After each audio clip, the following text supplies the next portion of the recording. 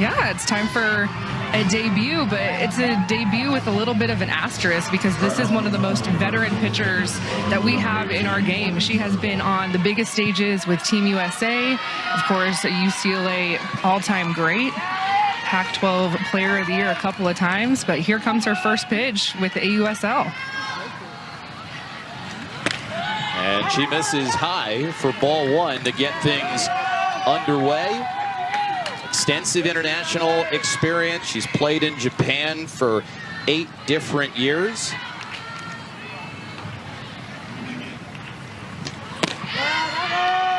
So she delivers a strike.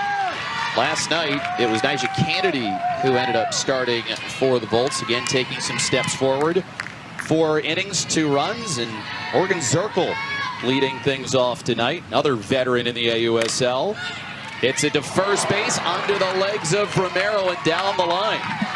Looked like it took a funny bounce on Romero there late, and Zirkle reaches base to start things off. Yeah, tricky hop, but also you look out at the field, right, Jeff, in front of us. It's going from shade to sun, and you see the sunglasses that Sierra Romero is wearing, but look at where this ball bounces. It bounces right from the shade to the sun, and that is very hard to read. So an opportunity here for Skylar Wallace. And Wallace, she recently returns today from the league in Japan, and she will automatically give a charge into what is already a pretty good Chicago offense.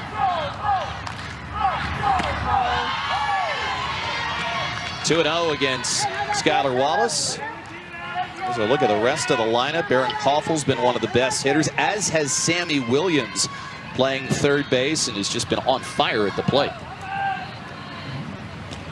Yeah, so you saw the change in the lineup with Skylar Wallace returning to Chicago, her first at-bat of the season for the Bandits. Slotted in that 2 spot, and it bumps Erin Kaufel down to that 3 hole, which is where we saw her consistently a season ago.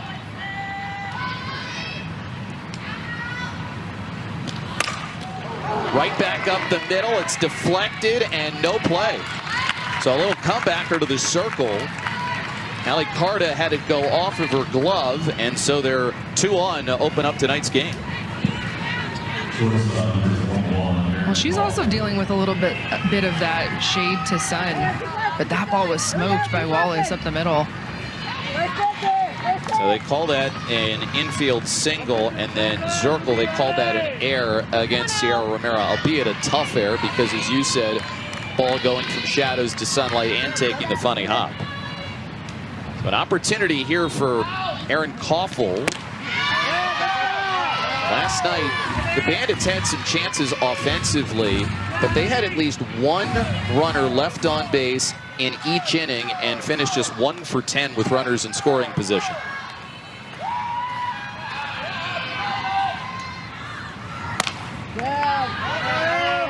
One 1-1 against Erin Kaufel.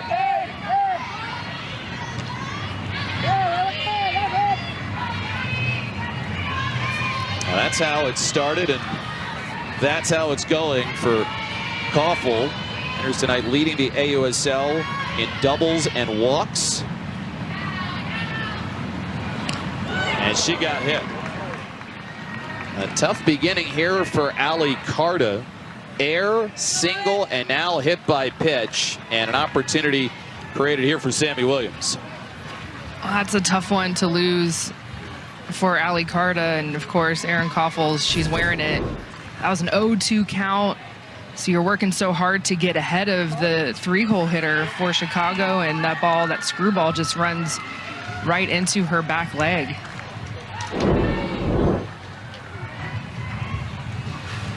How much of an adjustment is it for somebody like Carta, who recently just got back from Japan and kind of getting right into it here in the AUSL? I'm thinking like the sleep aspect. Is the jet lag, right, a situation? I know they all just got here a couple of days ago. Out to Jennings, she's coming home, gets the out at the plate. What a play. Wow. Had to get rid of it quickly with the way that Zirkle runs, but she's out. I'm up here thinking that the easy play is at third base, but this is the pros. This is why Tiare Jennings is one of the best at her position. Her momentum is going right into third base, and she chooses the harder throw at home plate to erase Morgan Zirkle. Wow. So now here's Mary Jacopo. Last night she had her 8-game hitting streak snapped. Bandits this year, they have just 1 hit with the bases loaded. They're 1 for 12. Jacopo, though, trying to change that.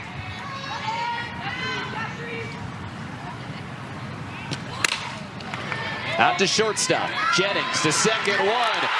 Well done, Ali Carter getting out of it.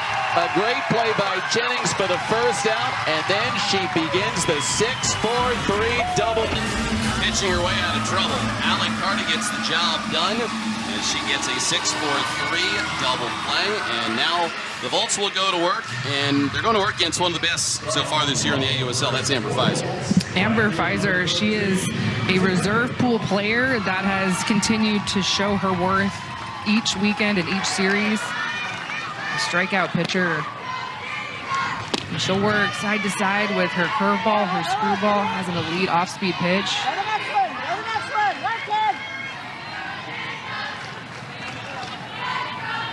Sixth-year pro.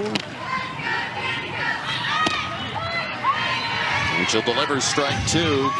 And Danica Coffey, she's thrown the second most innings in the AUSL with 26. There it is, 3-1 record, 2.15 ERA. And coming off a complete game win her last time, out in front of home. And a nice play made by Jacopo, 1 away.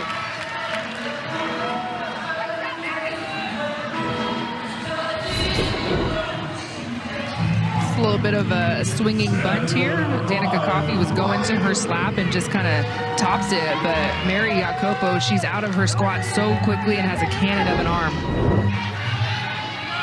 She's doing it all well right now. Behind the plate, great at running the pitching staff, and then also having a great year offensively for the Bandits. You could say the same thing for Riley Boone. Batting out of the 2 spot. Seen her hit leadoff though a bunch this year. Here's a look at the rest of the Volts lineup. Amina Vega has been a spark. Tiare Jennings, and then Aaliyah Binford. That's some serious Power in the 4 and 5 spots. Right to first base. And Kern is there to make the play. And so 2 fast outs for Pfizer. That's what makes Amber Pfizer so good, is she just works the strike zone. She is not afraid to pitch to contact. But she also is a strikeout pitcher. She's 3rd in the league right now with 19 strikeouts.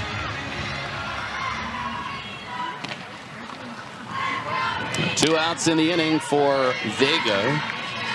She plays at 3rd. Had a home run to the opposite field last night, one of the 5 that the Volts hit. New single game record, as we were showing you earlier in the AUSL. 1 ball and 1 strike. We saw home runs at one point on back-to-back pitches in the 2nd inning. And then we saw 3 different home runs to lead off innings. And what we researched would tell us that in the AUSL this year, it's kind of a funny thing. More than 20% of the home runs that have been hit in the league this year come on the first pitch. 2-2. I'm sure all those coaches that are listening are like, hi, I told you so, right? You hear it from your coaches your whole life growing up. The first pitch is the best one you're going to get. You better be ready. Pop up. And the catch is made by Williams. So Pfizer, another good inning in the circle. She goes 1, 2, 3, and after 1. That yesterday, she felt a little out of it, but today she's feeling much better. She worked her way out of that jam, and she's so excited to be here in the AUSL, especially getting to throw to Deja Mulipola. She said Deja is elite behind the dish, and it helps her so much be comfortable here in a Bolts uniform. Yeah, I mean, you've got a veteran battery coming right out of the gate, and they're not only going to have an impact of what they do on the field, they're also going to have an impact of what they're doing in the locker room too, and how they're able to help out some of the younger players.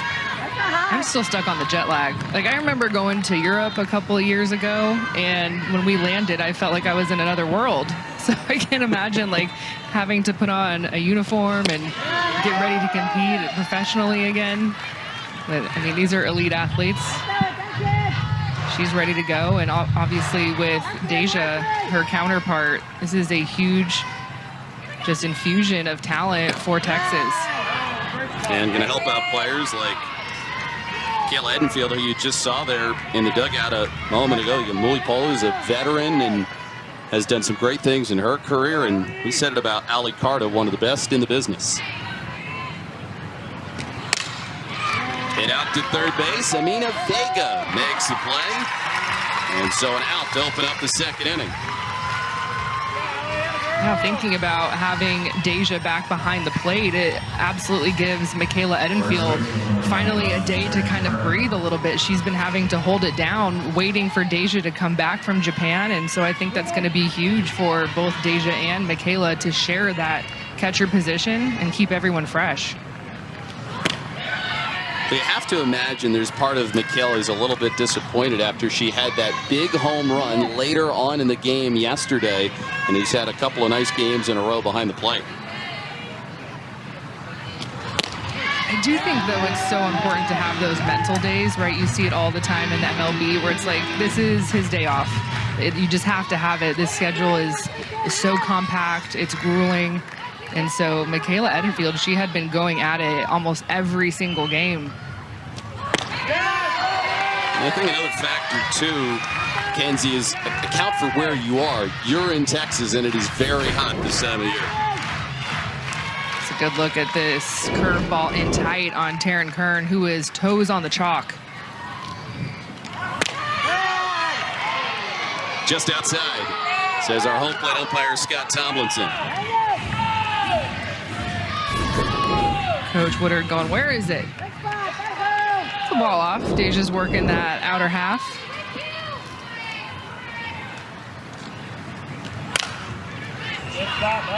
Kern will see another one.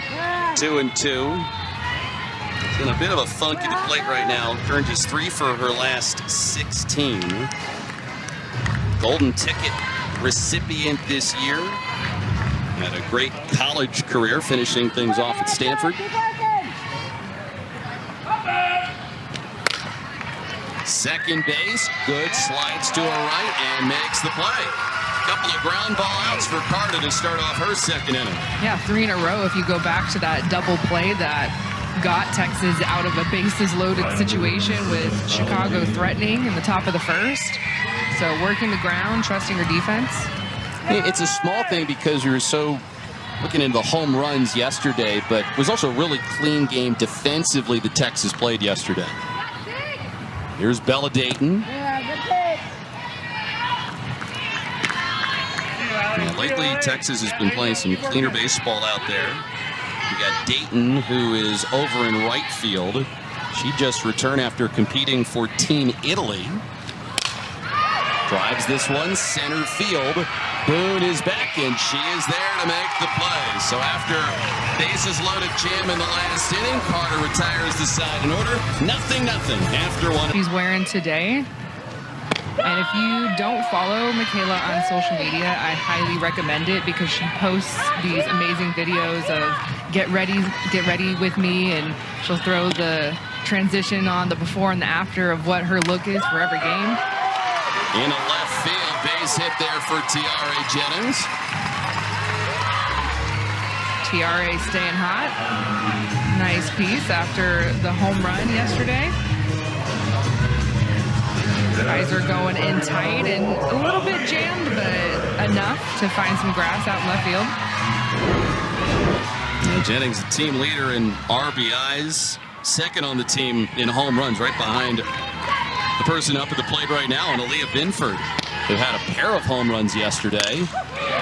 Right back to Pfizer, though, makes the catch in the circle. Well, so smart for Amber Pfizer. First pitch, we know that Aaliyah Binford likes to go first pitch. We saw it all game yesterday. And so what does Amber throw her? She throws her an off-speed curveball. And it's off the end of the bat, and she's ready. Easy catch, right back to her.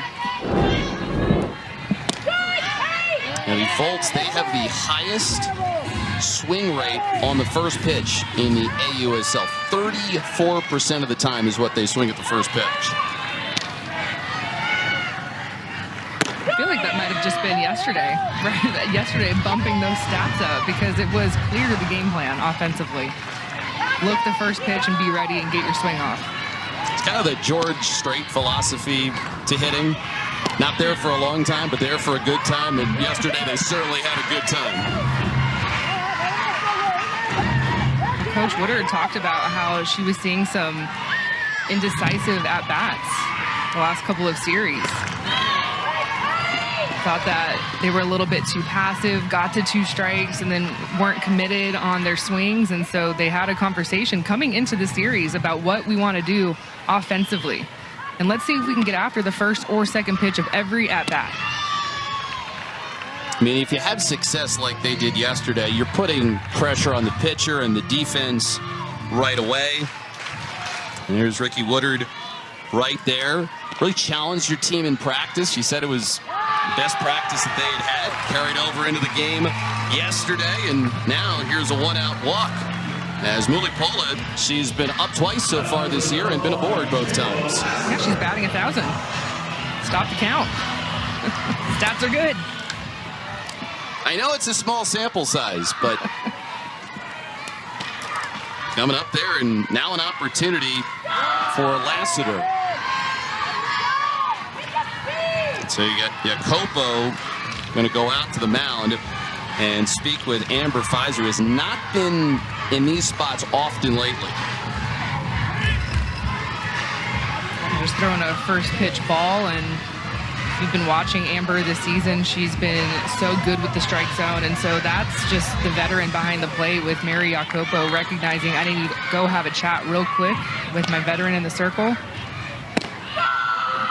And this is, again, that is 5 straight pitches now from Pfizer out of the strike zone. A win against Carolina her last time, 7 innings of 1-run softball. Ball's behind, 3-0.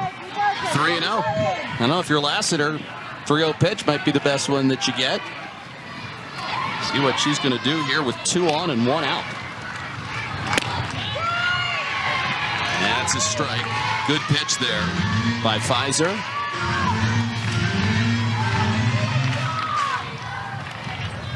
I had the count wrong there, but 2-2. I was with you. Okay. I missed a strike too.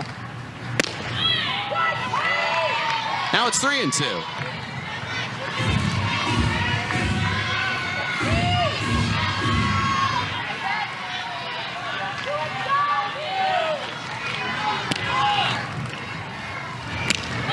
And expands the strike zone.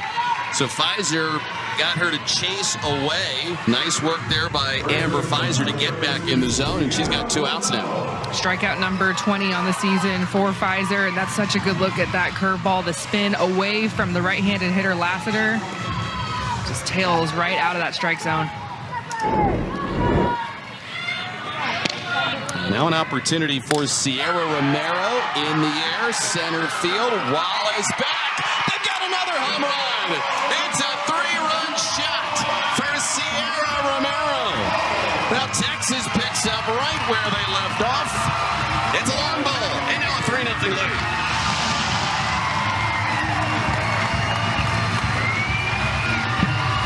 What were we saying about swinging at the first pitch?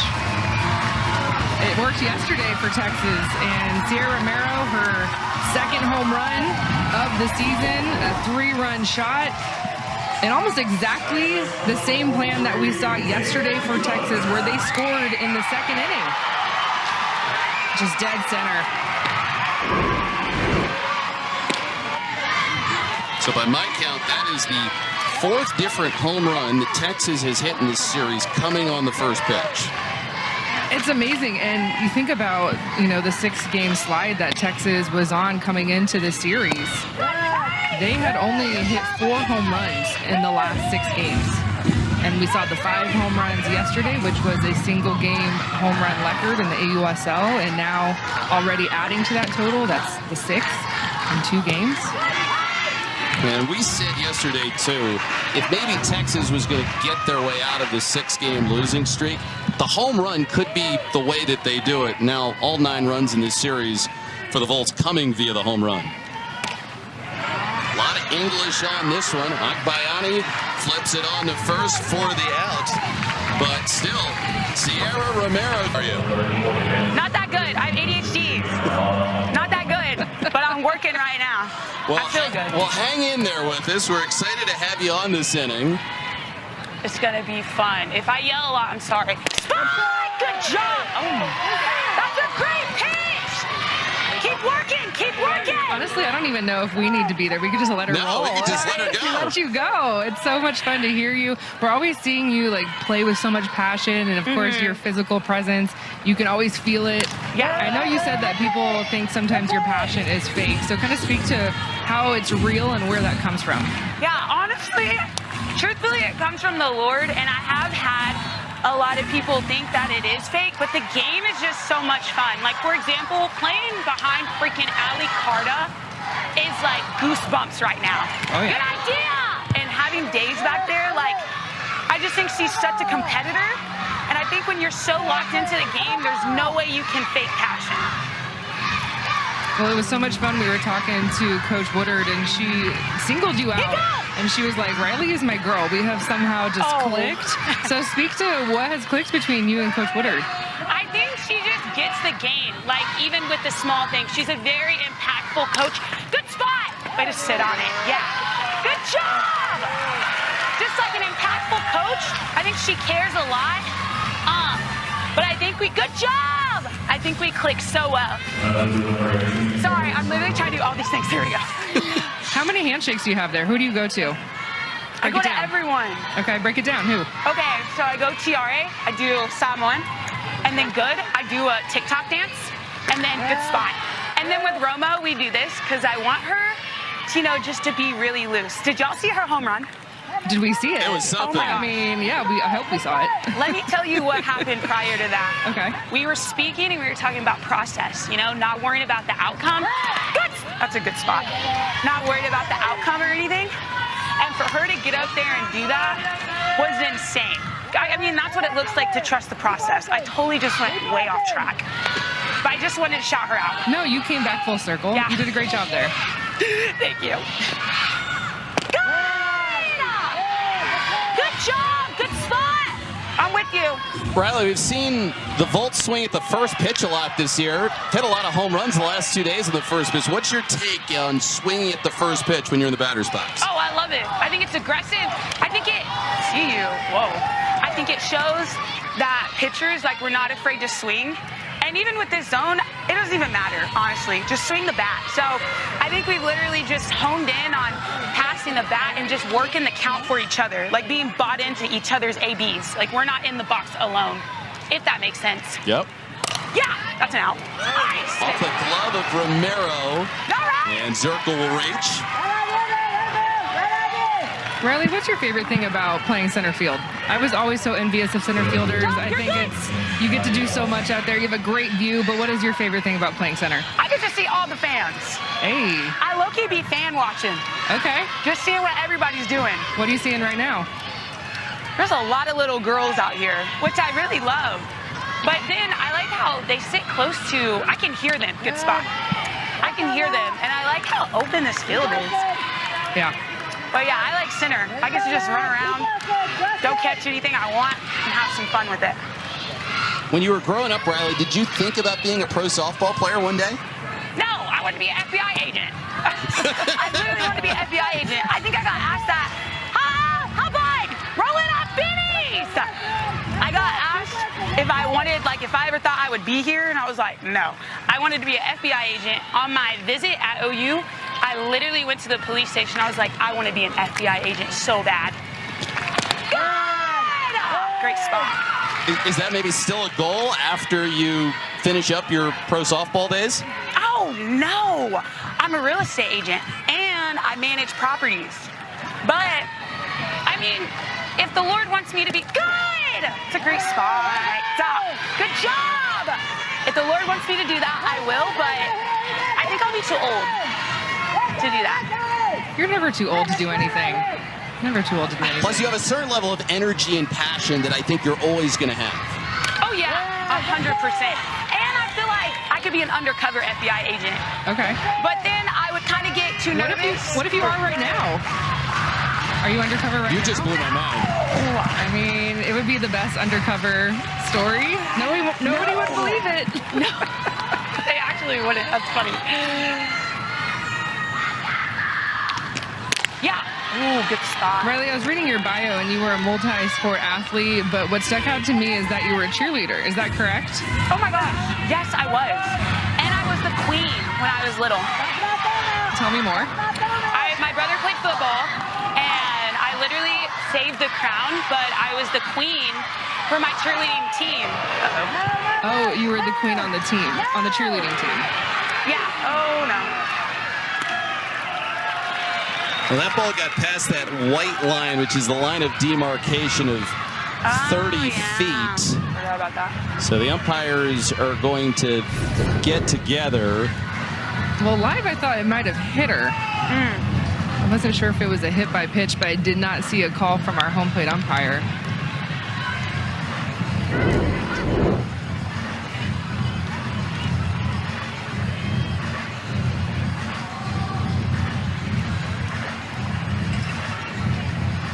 So Morgan Zirkle was at first base and goes to third. Yeah, on a pass ball wild pitch that travels beyond that line, the ball should remain live in the event that the defense makes a play. As you see the line right there. I think that Morgan Zirkle should be at second base. Yeah, I think I'm with you too. I think it's only one base. It's only one base that you advance. So unless they judged that she was stealing, if she was on the move. If she was stealing, that would be different. Riley, did you see Zirkle stealing? What'd you have? She was going automatic. You had her stealing? No steal. No steal. No, she says no steal. No steal. But I thought Wallace got hit. I thought she had gotten hit too, but they ruled that out. Was not a hit by pitch. So they have to have said that she was stealing. Yeah, it says in the event a runner is attempting to steal and the ball goes behind that line, the runner gets the base she was trying to steal plus one more. Out east. He goes. So that's the reason why they're at second and third right now. Yeah. Call fall. Wow, what a play by Vega.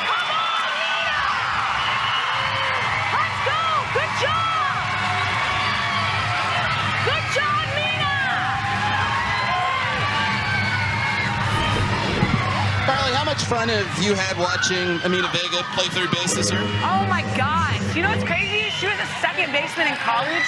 I had no clue. But she is an insane third baseman. One of the best I've seen. Yeah! Good spot. Riley, we have 2 outs here, so we're kind of playing in the danger zone, asking you a question. But I want to know, who was someone that you were most excited to take the field with? You are new to the AUSL. This is your first season. Okay, quick, yeah. Answer Good quick. Job. Answer quick. I think Romo, Danica, Tiare again, good, the whole entire team, and Nyjah. Well done. Amazing. Riley, I hope we can do it again sometime. In the meantime, a couple of runners left on base. Texas leading here in round round. Well, dollar dollar is such a big thing across minor league baseball, major league baseball. If you go north of the border, they call them loony dogs up there. And yeah, you see all the fans lined up ready for their hot dogs. It is a doggy dog world out there. Eat a hot dog, hit a home run. Did you have like any superstitions, special meals that you would have before you would make starts? I was kind of a roll with the wave type of thing. If things were going well and I was wearing my hair a certain way or I was wearing a certain cleat, it's repetition. You have to go right back to it. But if things are going wrong, okay, I've got to change the hairstyle. So if your hair is in a braid and you don't have a great game, well, you're not wearing a braid the next day, right? You're going straight ponytail. Or maybe you have a switch up with the headband or a ribbon or no ribbon. There's a lot of things that you can do with the hair. So that's kind of where my superstition came in. If I was rolling, I did not change a thing with my hair. If I had a bad day, it was definitely switching it up. Well, if you look at numbers in your career, you didn't have a whole lot of bad days. I'm wondering what my most consistent hairstyle was now, thinking about it. Probably glittery headband, like what Amber Pfizer's wearing. Riley Boone, we just heard from in the last inning, drops one into left field. Boone, just such a great contact hitter. We heard her personality, just how much energy that she plays with when she was on the mic with us not long ago, and she's a one-out base runner. She's a superstar. I just want a mic on her at all times. I think she's still mic'd up, so I'm not sure if we'll be able to access this later, but she just consistently gives you good TV. Vega sends it foul down the line. I mean, even if Riley Boone was not mic'd up, I think we would probably still be able to hear her. Great point. She heads on back to first base. And now an opportunity here for Amina Vega. Hit her second home run of the year in the 6th inning yesterday. She's got hits in all but 2 of the Volts games.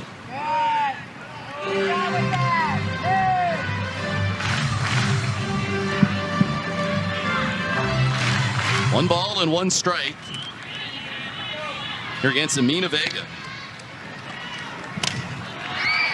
But what's tough for the Volts is that Amina Vega, she's going to be leaving the team after tonight's game to begin a job in the medical device sales industry.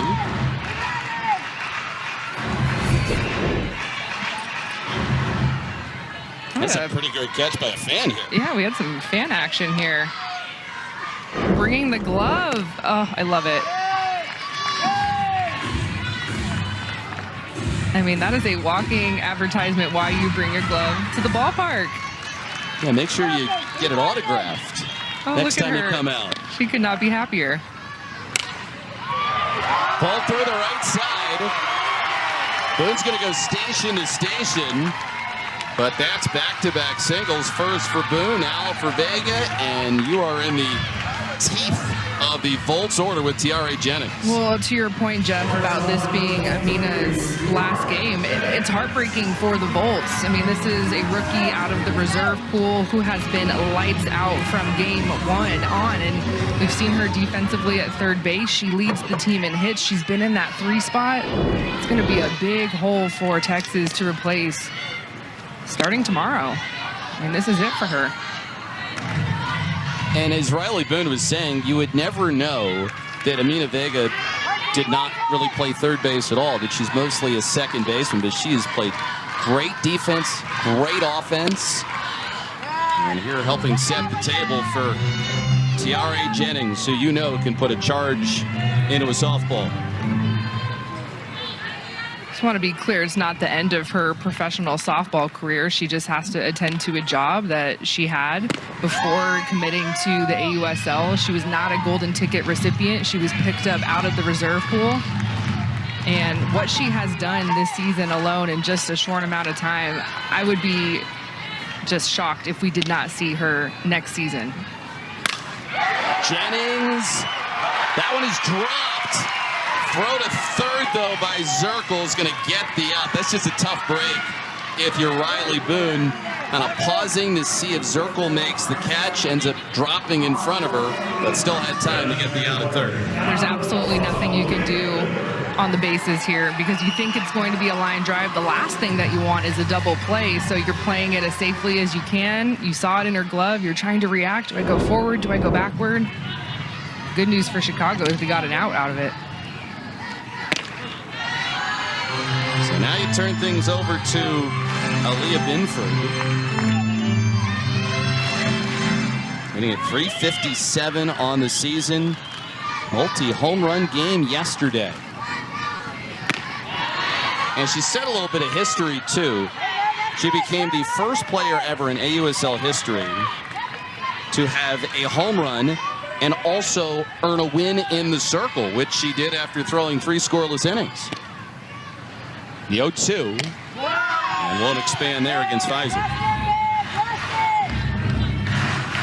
I really think we're watching her find her stride, turn into a superstar on this stage, doing it in the circle, at the plate.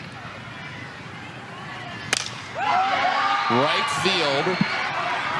And Dayton has got it to end the inning. A couple of base runners reach against Pfizer, but no damage done. Texas, though, off the homer, has got a free. Just some numbers on paper, and we've been talking about being more aggressive, and I think they finally got to see it. And then since then, it's just been lights out with what they've been able to do for us. So it's been fun to watch them at the plate the last 2 days. You talked about, Vicky, that right before this series started, it was the best day of practice you all had. What made it so good? I think it was just very intentful. I think that we were getting to a spot where we had to turn this thing around and believe in ourselves and each other. And so you could just kind of feel that intentfulness. After just looking on paper, I think they saw that, hey, we can do this. We just got to be a little bit more aggressive early in counts and attack better pitches. And so I think just that mentality of now putting it to practice, you just have seen kind of a different approach at the plate for us. Coach, what was the team huddle like after that game yesterday? It was fun. It was fun. There was a lot of laughter and, hey, great job. And all I tell them was way to stick together, because that's the key to this, is we just got to keep sticking together. I did see that error right there, right?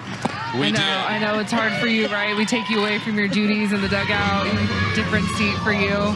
But what is it like to have, you have a pretty elite battery right now, and this is day one for them, Deja behind the plate, Allie in the circle. What is it like for you to see these veterans join your club right now? Yeah, it's cool because they just have a calming factor to them also. And so you can already feel their presence. Even though they hadn't, played it, I gave Deja an at-bat yesterday, but you can just feel their presence. And maybe it's because we have a young squad, I'm not real sure, but just them returning has brought a different kind of calm to us. Coach, I want to ask you about Amina. We were just talking about how this is her last game with you. She has a job that she has to attend to, and how will that shake up whether your offense or your defense with losing your superstar third baseman? Yeah, both, obviously. She's done a really great job for us on both sides of the ball, and I'm going to be sad to see her go as a person, but also as a player. But they just don't come much better than Amina Vega as a person also, and I think that gets skipped sometimes in all this because she's been so good for us. But we're just going to miss her presence. But obviously we're going to miss her at third base and in the lineup. So we're going to have to find somebody to fill those shoes a little bit here quickly. Well, Amina Vega exits, but you get Ali Carta back, and then you get Deja Mulipola back. Just how excited are you to have two really talented players and two veterans on your club now? Yeah, it couldn't come at a better time. I feel like their presence is what we needed, because they have a calm, confident walk to them, and I feel like that's really kind of what this team needed a little bit. Coach, I see Nyjah down in the bullpen, just kind of hanging out, getting loose. We saw her second start yesterday, a better start. What can you kind of give us about your rookie, and could we see her today? Yeah, Nyjah's just been really fun, to have with us, because she just loves what she's doing, and you can kind of feel it. She's passionate about it. She enjoys the game. I don't think you'll see her tonight. That's not the plan. Okay. But when I get back to the dugout, we might want to start thinking about who you're going to see. That was a big swing from Mac Barbara. It was. Yeah, and the last one for me, Ricky, is what has it been like being a pro softball coach? I mean, you've had so much success at Texas State, but what's the biggest difference between going from the college level up here to the pro level? How quickly these young ladies can adjust. This is what they do for a living right now, and you can tell, like, they're very passionate about what they're doing, but they also just they talk to each other, they pick up cues from each other, and they adjust really quickly. So it's just been fun to watch them make adjustments as we go. I'm sure some of them would have liked to make adjustments sooner so we could win some ball games earlier in the season, but they just have done a really good job of just talking to each other, adjusting as we go, listening. They're learners. You can tell they're still just learners of the game. They're like sponges. So it's just been fun to be a part of. Well, Ricky, we really appreciate the time. Best of luck tonight, rest of the way, and we'll talk to you again soon. Thank you, guys. Appreciate you. 2-1 the count.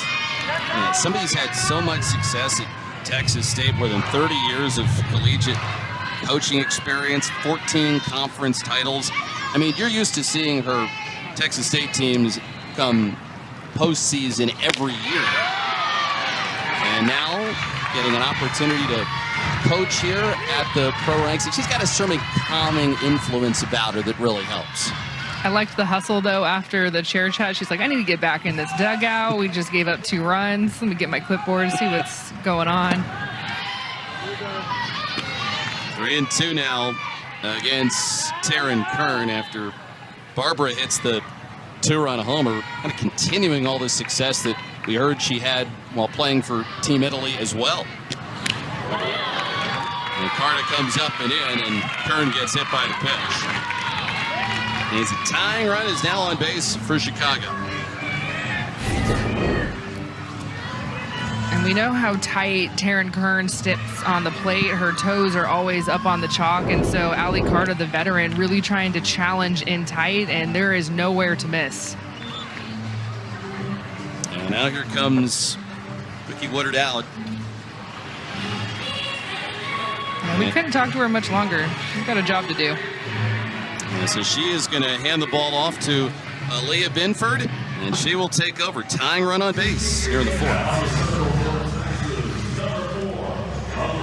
She has been used early and often in this season. A 2-way star. We saw her go yard at the dish twice yesterday.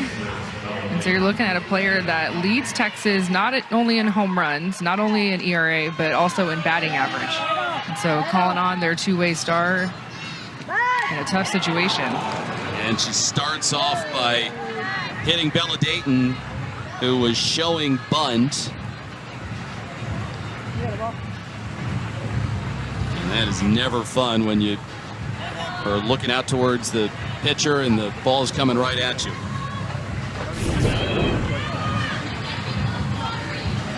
Between the Allie Carta and hit by pitch to Taryn Kern, and now Leah Binford, that's back-to-back. Chicago wearing it. And some serious traffic, though, being put up by this bottom part of the Chicago order, and you know how difficult that top part is, and the lineup is lengthened with Skylar Wallace returning today. So Bella Dayton still talking things over with training staff and never the coaching staff. So Binford's gotten herself in a little bit of a mess, but I don't know, she still seems pretty loose, even though this is not the easiest spot to be in. She always plays with a looseness. It's a free spirit. I mean, don't get me wrong, a competitor through and through, but just the way that she physically holds herself, you can tell she's always trying to keep herself as loose as she can be. So here's Ilana Agbayani, drops the bunt down, but it's foul.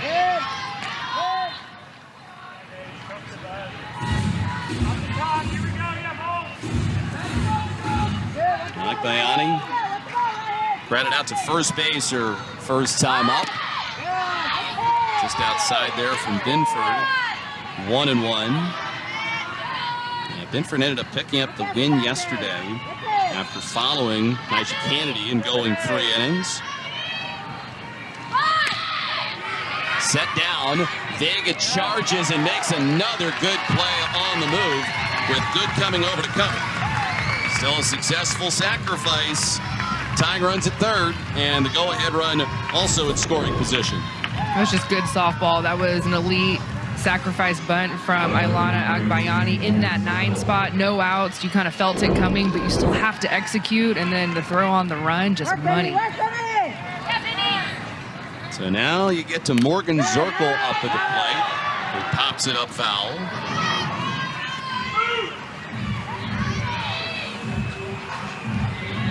Zirkle an 0 for 3 day, though did earn a walk and had a run scored. She slides over to left field with Wallace now in center, and Binford's ahead 0-2.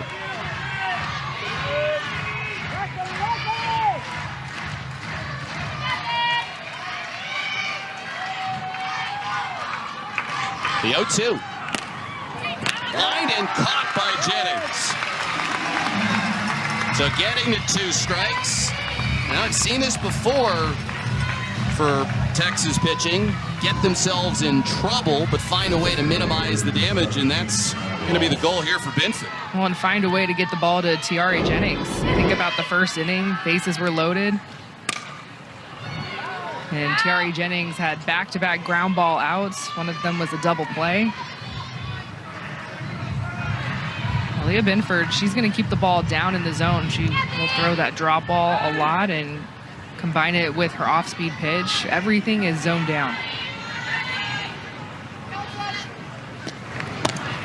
And there's a little change of pace right there. She was so good yesterday at keeping the Bandits off balance. It's not easy to keep Skylar Wallace off balance, though. She can do a little bit of everything. 2-1. Had a big year last year in the AUSL. Second in the league in total bases. She hit 390, which put her fourth best hitter a year ago. They're at second and third, 2 outs. And it's now 3-1.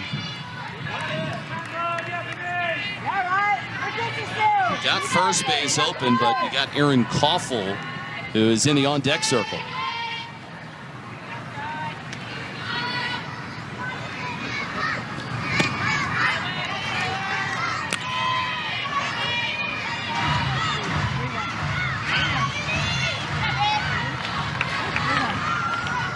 I'm pretty sure that's ball 4, and I think that's what Shonda Stanton is saying. And now they finally come in corrected, so Wallace earns a 5-pitch walk, and it's going to mean Binford will try her luck against Erin Koffel. I'm looking at our stat broadcast. I'm kind of just looking around at the players on the field going, I think that's 4. All right, well, this is not the situation you want if you're Texas. Well, this is the situation you do want if you're Chicago. This is your hitter. Erin Koffel, last year's MVP, last year's hitter of the year. Finds a way to get on base. It might be a hit. It might be a walk. Center field. Boone back and makes the play. Riley Boone with a jumping catch, and although the Bandits get 2, that is all. So the bases left loaded, a 1-run lead for Texas. Your head on a swivel there. I will. I'll be watching. Yeah, I'll be watching. Good power. She does, right? There are athletes everywhere. No, exactly right. Coach, you've had a lot of roster movement this entire season that you've had to constantly adjust and figure out what pieces to put where. Players coming back, players leaving. What has that been like for you this season? Well, winners adjust. You play the hand that you're dealt. Jenny, our GM, is first class, and she has put together an incredible roster. And, you know, my job is just to manage people and have some fun with it. And I've got a great staff. I think what I love is you want people that are competent, they're connected, right, and caring. And so the competency is all over the place. We got stars everywhere in this league. They care. They're grateful to be Bandits. And then my job is to connect them, right, as they come in and out. And we're grateful and thankful for the reserves that helped get us to this point. And now from there, we got our full deck, and let's keep rolling. Shauna, what's been the most fun part about being the head coach of the Bandits so far? Oh, gosh, what isn't fun about being a head coach of the best in the world? You know, up and down this league, every given night, you're seeing playmakers make plays. And it's fun to be able to see me make that catch over there. She just Okay, I couldn't say, just missed it. But a long way to go. Yeah, you know, but even, you know, like somebody like Sammy stepped up and been kind of an unsung hero for us. But, you know, I think the practices and just seeing how they handle failure. It's a little bit different than at a collegiate level, but I will tell you the human element, whether you're a little leaguer or you're a pro, that's what it's about. It's about people. It's about relationships. And, you know, I'm proud to be a part of AUSL, and I'm thankful for people like Jenny Finch and, you know, Sherry Kemp, who carried the torch back in the day, the different leagues that we've had. And look where we are now. This is incredible. Coach, why now? Why join the AUSL now? Well, just like I said, what's not fun? Why not now, right? Who doesn't want to be a part of history? Yeah. You know, we're all in this life journey, passing the baton. Here we go, Bella. Passing the baton of whatever your gift is. And to be a part of the elite, it's only going to grow me as a coach. And so I think professionally, why would you not want to be around the best in the game? I'm learning and growing. You never stop learning and growing. I think the more you get around greatness, you become great. And I think when you look personally as well, the timing was right with my family. My collegiate space at Indiana, they've been very gracious, and we're on good footing. I got a wonderful staff there. And so, I think it's pretty cool. We came together as a staff here at the Bandits. None of us really knew each other, and boy, are we synced up and really enjoying coaching this group. You talk about relationships, Shonda, and one of your favorite ones I know is with Morgan Zirkle. I mean, you go all the way back to your days at Marshall. You're a head coach. She's now a head coach. What do you kind of make of Morgan's development going all the way back to when she was a freshman with your team and now watching her as one of the best in the AUSL? Staying here, ball. Student has become the master. Struggling a little bit with that long ball, but we'll keep swinging it. The student has become the master with Morgan Zirkle, and it's been fun to watch her grow and develop. You want to talk about somebody who puts in the work, the preparation. When you take massive action and you have confidence that comes from your preparation and past success, you do the impossible by doing the possible. And so it's been fun to watch her grow and develop.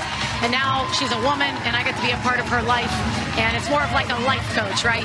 Because she's got the softball thing on lockdown. Yeah, she's pretty good.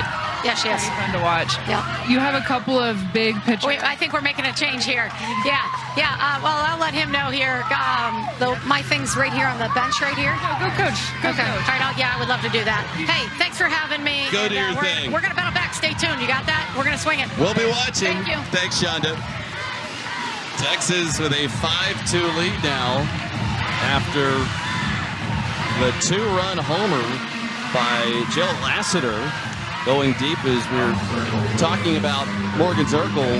Ball got sent right over Zirkle's head and over the fences again. We see the Texas Volts hit home runs.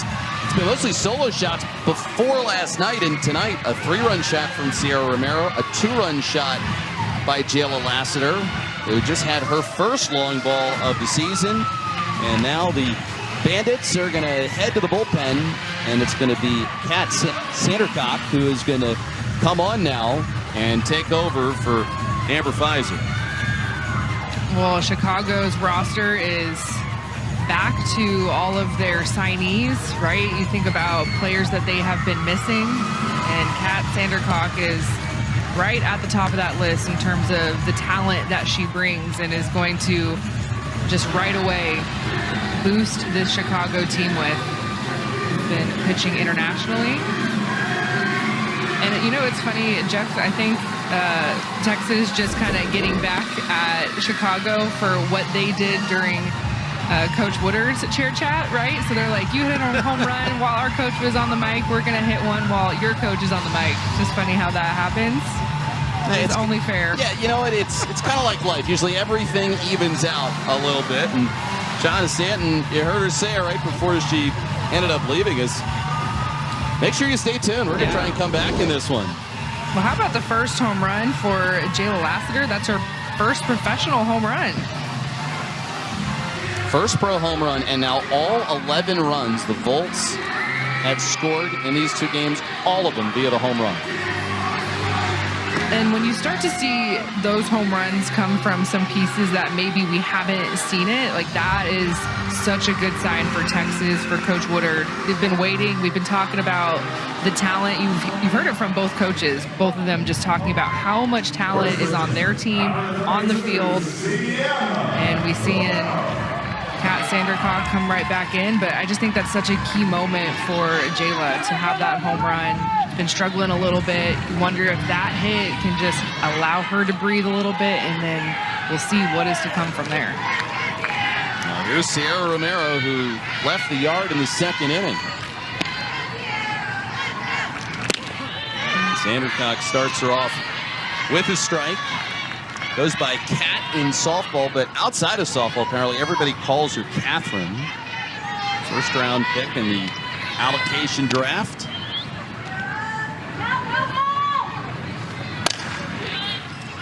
Makes the play in the circle, the underhand flip, and so she gets the first batter that she faces. And there's some professional ties in her family.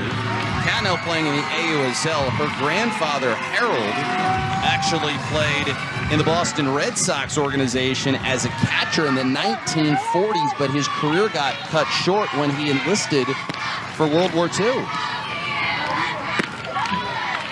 Well, it's funny. Yesterday we were talking about how Ilana Agbayani and her dad, Benny, are the first father-daughter combo to play in the AUSL and the MLB. So now we might have the first granddaughter-grandpa in the AUSL. Out to right field, and Dayton will not be able to get to this one.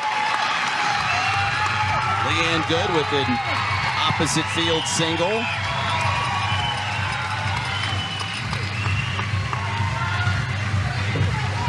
This is just what you want to see if you're Texas. Production from the bottom of the lineup. The home run from Jayla Lassiter, the single from Leanne Good in that 9 spot. We know how good the top of the lineup has been. We saw it yesterday. Just such a good sign. So now here's Danica Coffey, who's 0 for 2 in the game. Corners are in, and it's slap foul. Sandercock has played in some big-time competition. You saw a moment ago on the screen, time at Florida State, led the Seminoles to the Women's College World Series. She's also pitched in the Little League World Series as well. High pop, shallow right, and it falls between 3 defenders. Everybody's safe. And a little miscommunication there between Agbayani, Dayton, and Wallace.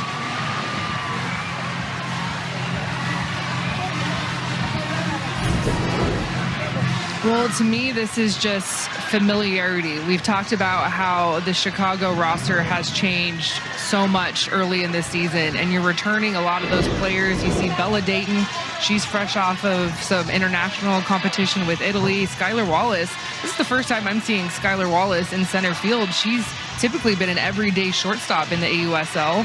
This is her first game back, and you have a rookie at second base, Agbayani. And so that trio has not had live reps in practice together. Now, I'm not saying that's an excuse, but that's where that in-game communication is so key. You have to have those reps and build in those reps and understand what the voices sound like. What does Bella's voice sound like? What does Skylar's voice sound like? Are we comfortable talking to each other pre-pitch? Because you could just see the lack of communication there. A chance for Riley Boone now with 2 on. And she fouls this one off. And the other thing in particular was Skylar Wallace, the fact that she's playing center field when typically a middle infielder. Weekdays on CBS Sports Network, the CBS Sports HQ Spotlight crew keeps you up to date on all the top stories with highlights and in-depth analysis.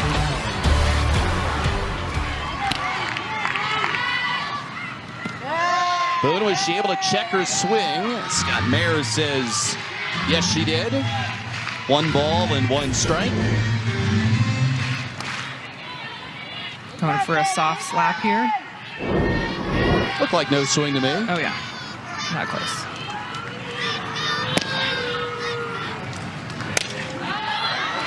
Is there room? No, there's not, as it hits off the net. Right here, the on-deck circle for the Texas Volts. He was ready. Because, like, if this net wasn't here, the net was holding me back. If only there was a little opening. Or if only he had, like, Inspector Gadget arms that could reach over the net.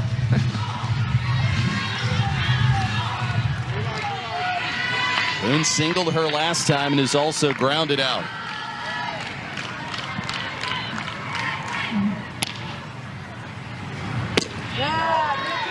Takes off the outside, 2-2. Every hitter in the Volt lineup, has a hit except for Aaliyah Binford, and she's not too far away. Back to the circle. Sandercock goes to first and gets the out. So essentially, it's a sacrifice bunt as you advance runners to second and third. And now they're 2 outs. That's a productive at-bat. The last thing that Riley Boone wanted there was just to feed the left side of the infield, and she got an outside pitch and just tapped it. I'm going to turn this into a sacrifice bunt, make it productive, move my teammates up 60 feet. Chance here for Amina Vega. You'll love to have her up with runners in scoring position. Out to first base, and Kern makes the putout, ending the inning. However, Jayla Lassiter leaves the yard for the first time in the AUSL. A 2-run shot for Texas. Pulls an outside pitch, a lot of power with the home run, but it could have been much worse. So the defense for Texas stepping up. And we talked to Coach Woodard yesterday about the struggles that this team has been on a little bit. And she says, we are just waiting for all 3 phases to come together at the right time. We saw it yesterday. The defense was stellar.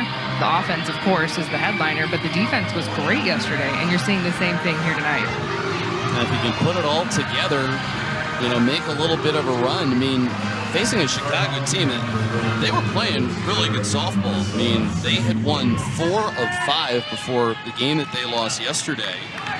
And Chicago's got 4 through 6 coming up in this inning. As Aaliyah Binford starts off Sammy Williams for strike 1. And as good of a year as she's had, you know, you might say that she gets lost in the shuffle a little bit just because of all the players in front of her and behind her. She's quietly having the best season right now in the league. And we don't talk about her a ton because she's sitting behind Erin Koffel, who was last year's MVP, last year's hitter of the year.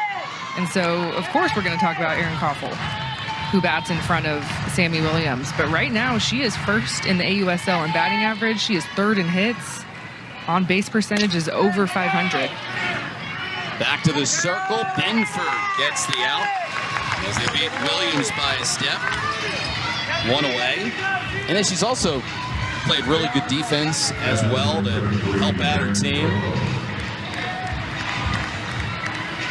So that's a big first out for Binford in the circle, especially after your team gives you that 2-run spot, give you a little cushion. Here's Jacopo, who looks at strike 1 from Binford.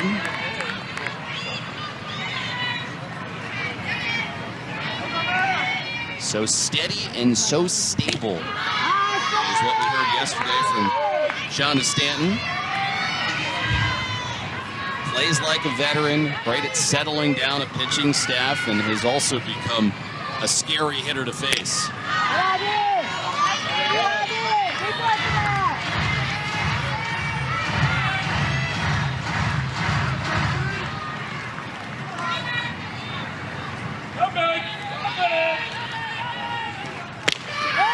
Binford hates it, strike 3. That was a nasty pitch over the outside corner. Aaliyah Binford had Mary Jacopo just absolutely frozen on this outside corner. Did not lift her bat once in that at-bat. And you see that as a pitcher, I'm just going to continue to feed that outside part of the plate. Tap her out to second base, and good with the put out there. So Binford, a 1-2-3 inning, and after the Lassiter home. Animals, is that what it was? Like a speed round, just name as many animals as you can. Could be a good vocal warm-up for us. It could be. We could try it tomorrow, or whenever our next game is. Howl now, brown cow. Exactly. Whether the weather be fair, whether the weather be not, we'll be together whatever the weather, whether we like it or not. That's well done. Another one that I've heard, yeah. Well done. I'm kind of just in the High School Musical of Sharpay, just going the, you're a millennial, you know what I'm talking about? Oh, man. As long as you're loose and ready to perform and you put the headset on, that's all it comes down to. So you need to loosen up. Riley Boone is your girl. Yes. She will get you relaxed. She'll get you energized. Yeah, there she is. Always talking to her teammates, always keeping everybody loose. Well, and she's not going to have an at-bat for a while with Tiari Jennings in the 4-hole here, but Riley Boone, where is she going to be? Top step. Solving the world's problems. Just inside. 2-2 against Jennings. Or no, they're going to call that strike 3.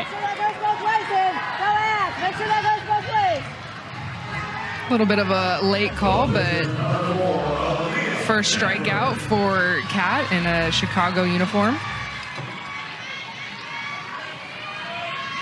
Here's Aaliyah Binford. Another night where she's hitting and she's in the circle. Lays off this first pitch from Sandercock for ball 1. Sandercock came on after the Volts were able to get to Amber Fives, who've been pitching so well. But again, it has been the long ball that has helped out Texas tonight. It's softly to second base. Agbayani with the putout. 2 outs now in the inning. One thing that Kat is known for is her drop ball. She's a pitcher that will get her fair share of strikeouts, but very comfortable just working that drop and letting her defense go to work. We've seen a couple of just easy end of the bat, kind of rollover ground balls to either Sammy Williams or their Agbayani at second base, rather. Yeah, and Agbayani is just so strong over there playing at second base. Got a lot of talent on the Chicago defense. Here's Mulipola. Her first start in the AUSL is tonight after she was a pinch hitter last night. 1 ball and 1 strike against her. She and Ali Carta both returning yesterday and made up the battery for a chunk of this game.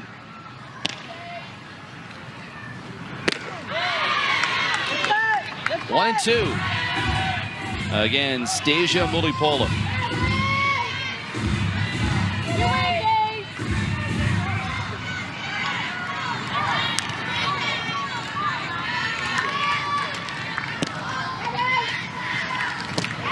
Out in front.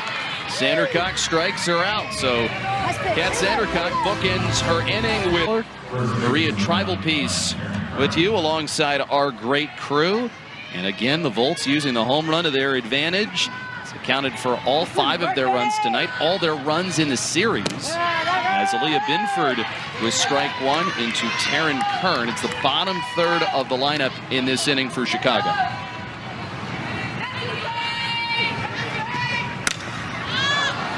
And here to center field, there is Boone, and she's there to make the play.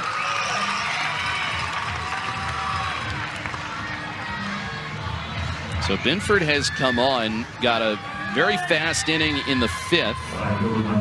She's been quiet at the plate tonight, but the combo that she gives you, being able to produce not only in the circle but in the batter's box, is what makes her just such a talented player in this league.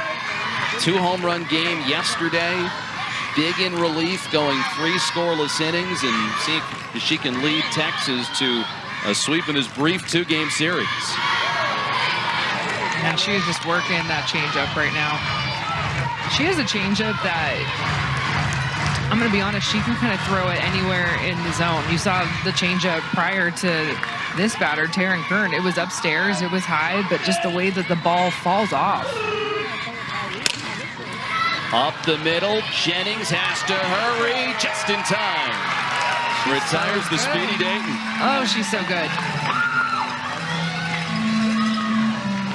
The shortstops in this league, man, I just want to watch them take fungo all day. Obviously, we love to see them live in the game as well, but just, they're so good. We've seen her make those plays, the backhand, deep in the hole. And you have to be quick, right? The transition on that, especially with grass, like that's the key factor. And when you're playing on grass, it's going to slow the ball down. And so that gives Bella Dayton more time to get down the line. She's running on dirt. And Tiare makes up for it with her arm. And also getting accustomed to playing on this patch of grass, because when Texas ends up doing their practices, they don't get to practice on the actual infield. They take their reps in the outfield. Lined in the left, and the catch is made there by Lassiter, ending the inning. So Binford keeps it rolling, 5-2. As we play along here at the Dell Diamond in the bottom of the 6th. And speaking of Lassiter, she goes right up the middle with a single, making a multi-hit game for Jayla Lassiter.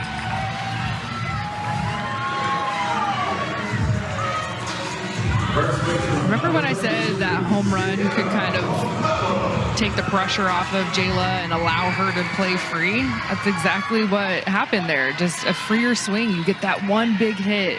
You're like, okay, I can take a breath. I've been pressing a little bit. Let's go. just foul. And I was thinking the same thing about Sierra Romero, to follow that point that you're making. She gets a home run earlier on. And who knows, maybe that'll be the start of a nice run for Romero, who's had such a great pro career. Corners play at their bags as Sandercock is still in there. 1-1 against Romero. Well, the 2 home runs for Texas tonight have come from the bottom of the lineup. Lassiter in the 7 spot, Romero in the 8 hole. And we saw yesterday it was the middle of the lineup with Jennings and Binford.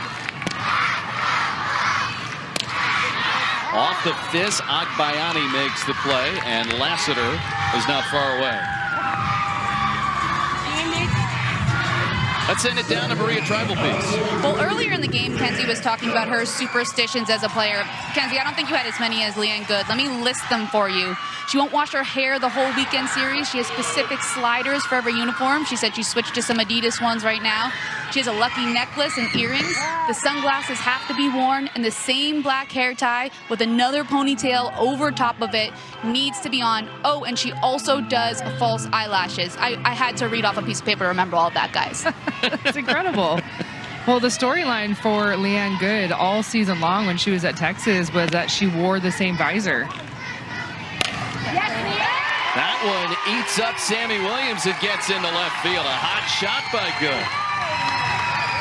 And so the visor that she started the season with was nice and clean, and the visor that she won a national championship with was very dirty. And so it was kind of the softball community's joke when Leanne, joined Texas, and she got a new visor and it's clean.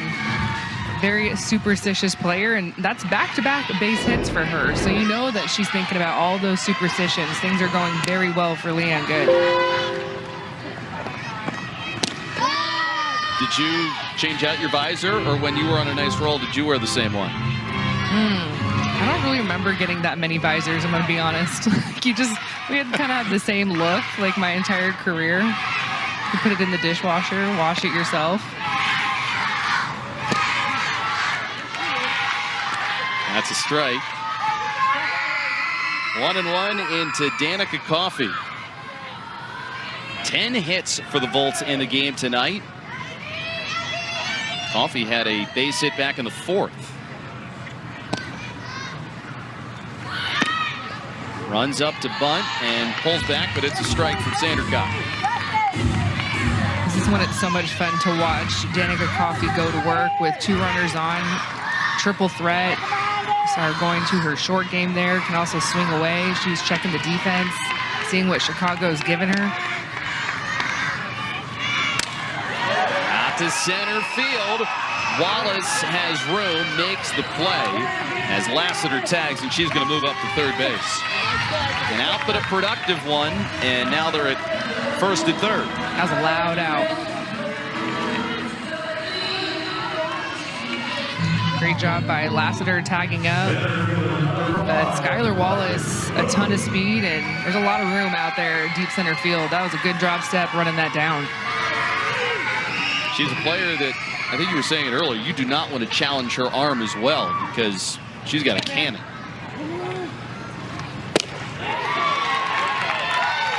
Coming in there on Riley Boone for strike 1. And she told us that she likes that first pitch. She's like, oh yeah, let me go get that first pitch. And I'm here for it. Cheat a little bit, take a big hack. It's just one pitch. We got 2 more.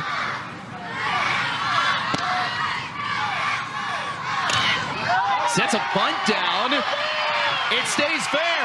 What a play by Riley Boone. With runners at first and third and 2 outs, she drops it down, and boy, was it a beauty. And it's another Texas run. Absolutely electric. You see the big swing, the pitch prior to this one, and you can see where Taryn Kern at first base was playing. She's not even thinking about the bunt at all, and so Riley Boone reads that, and Jayla Lassiter, she has a ton of speed at third base, scores easily. Kind of feel like the last thing that you would expect is a defense. Well, especially with 2 outs.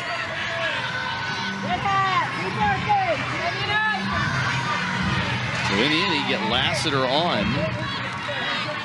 So moving up on Good's hot shot through the left side, fly out, and then the bunt single by Boone to make it a 4-run Volts lead. 1-1 here against Mina Vega. Very well could be her last at bat of the season, with her leaving to take an opportunity in medical device sales. Tonight's her last game.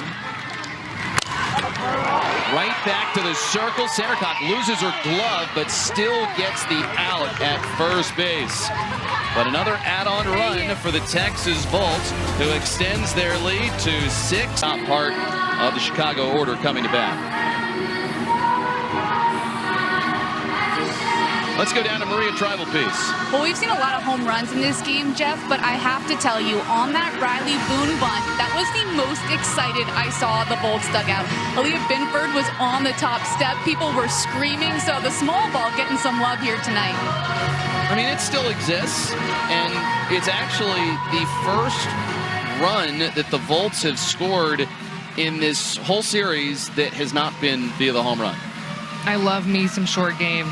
And as much as everyone loves the long ball, you have to have short game in your lineup. I am such a firm believer that every lineup you have to have someone that has the ability to show that short game and that can small ball it with anyone. And I just love the combination at the top of the lineup for Texas with Danica Coffey and Riley Boone, because they can swing it, whether for home runs or doubles in the gap, but any moment's notice, they can drop that drag bunt, and that is what makes it so difficult as a defender to play. Like, am I going to go in on you? Do I need to stay back and protect your power? It's just that cat and mouse game in our game. 0-2 here again. Zirkle gets a piece of it and fouls it off. We heard Shonda Stanton say it earlier about Zirkle, who she had as a college player at Marshall. Now Zirkle, the head coach at Marshall. And watching her development over the years, Stanton saying that Zirkle has gone from being the student to the master. Outside, 1-2. As Aaliyah Binford leaning on her once again after Ali Carter started the game. And Binford, again, is in a rhythm out in the circle. Strike 3. Now that's a strikeout of a very tough hitter to open up the 7th. You see the smile from Binford. And you can feel it, right, in the 7th. You've got 3 outs to go. Your team is up 4.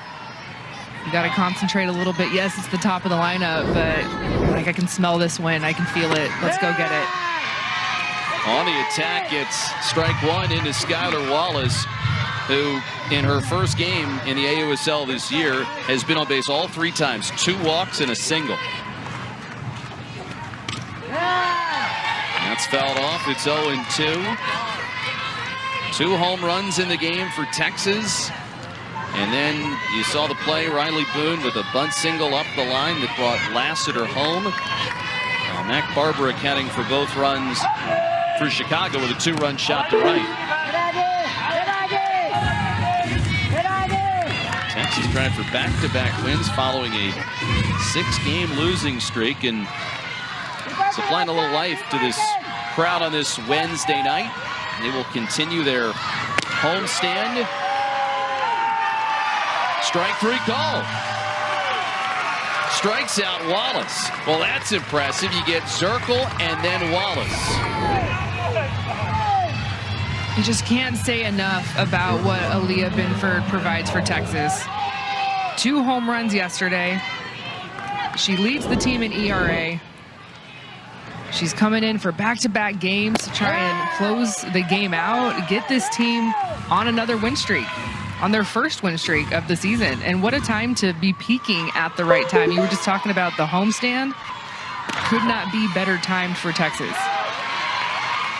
She is going right after the top third of this lineup. Now 0-2 against Erin Koffel is after that strikeout of Wallace. This is now the longest outing of the year for Binford.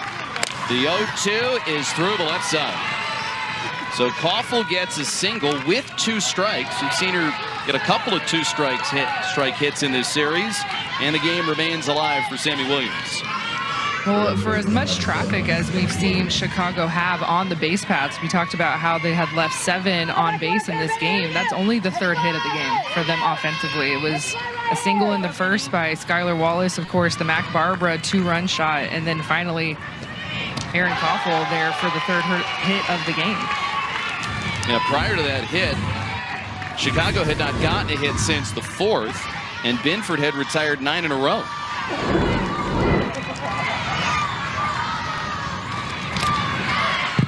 Coming in, it's now 0-2 against Williams. What do you think? Change up? I'm going change. I think I'm with you. I'm going to go change. Especially how good it's been the last 2 nights. Yeah, I just want it. I want to see it. 0-2. Fly ball out to deep left field, down the line, and gone! Sammy Williams with a 2-run homer. And Chicago is not done yet. We've said Williams has done it all, and it's now 6-4.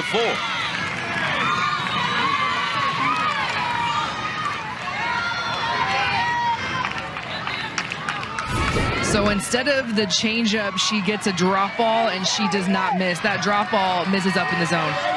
That's too high for a hitter that is as hot as Sammy Williams is. This is the hitter that leads the league in batting average. Top 3 in hits. Chicago not done yet. You've got Mary Jacopo coming up. 1 hopper to first base. Romero is there, gets the out, maybe the home run, but the Bolts hang on, and they win 2 against the Chicago Bandits here in Texas. Most of the work done via the home run.